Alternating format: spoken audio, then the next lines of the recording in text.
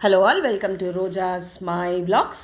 మనం ఇవాళ శ్రీ విష్ణు సహస్రనామ స్తోత్రములోని 37వ పాదము 37th పాద నేర్చుకుందాము. అశోక తారణ తార శూర శౌరి జనేశ్వర అనుకూల శతావర్త పద్మీ పద్మనిభేక్షణ. అశోక, శోకం అంటే ఏంటి? దుఃఖము కదా.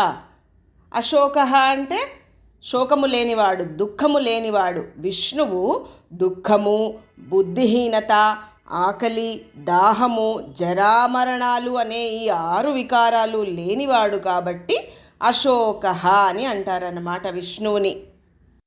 తారణ, సంసారము అనే సాగరము, ఈ సంసార సముద్రము నుండి జీవులను ఉద్ధరించేవాడు కాబట్టి తారణ అని అంటారు. తారహ, తరింపచేసేవాడు. ఎలాగా? జీవులకు గర్భవాసము, జననము, ముసలితనము, మృత్యువుల వల్ల భయము లేకుండా చేసేవాడు. వీటన్నిటి నుంచి భయం అనేది లేకుండా చేసేవాడు, లేక వాటి నుండి విముక్తి కలిగించేవాడు కాబట్టి తారహ అని అంటారు. శూరః, శూరుడు, పురుషార్థప్రదాయనుడు.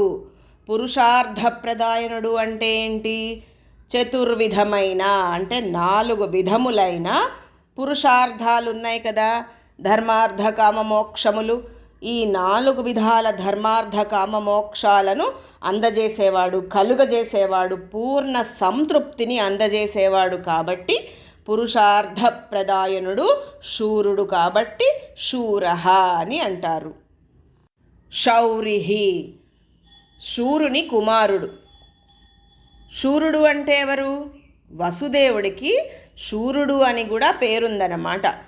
వసుదేవుడికి కుమారుడిగా జన్మించాడు కదా శ్రీకృష్ణుడుగా, అందుకని శౌరిహి అని అంటారు.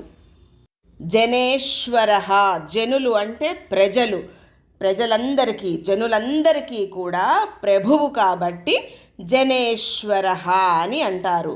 అనుకూల, అనుకూలుడు. ఎలాగా? అన్ని ప్రాణులకు తానే ఆత్మగా ఉంటాడు కదా, కాబట్టి అన్ని ప్రాణులకు కూడా అనుకూలుడు.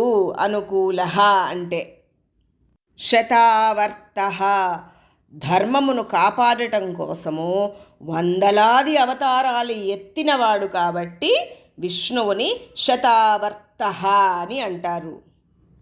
పద్మీ, హస్తమున, చేతిలో. విష్ణువు తన చేతిలో ఎప్పుడూ కూడాను పద్మమును ధరిస్తాడు కాబట్టి పద్మీ అని అంటారు.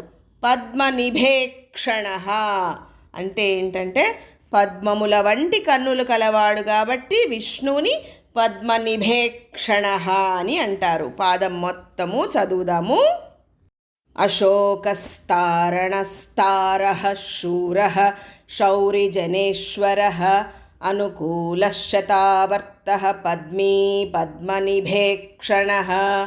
ఈ పాదాన్ని మఖా నక్షత్రము 1వ పాదంలో పుట్టిన వారు రోజు చదువుకుంటే చాలా మంచిది. రేపు 38వ పాదము నేర్చుకుందాము. Thank you for watching.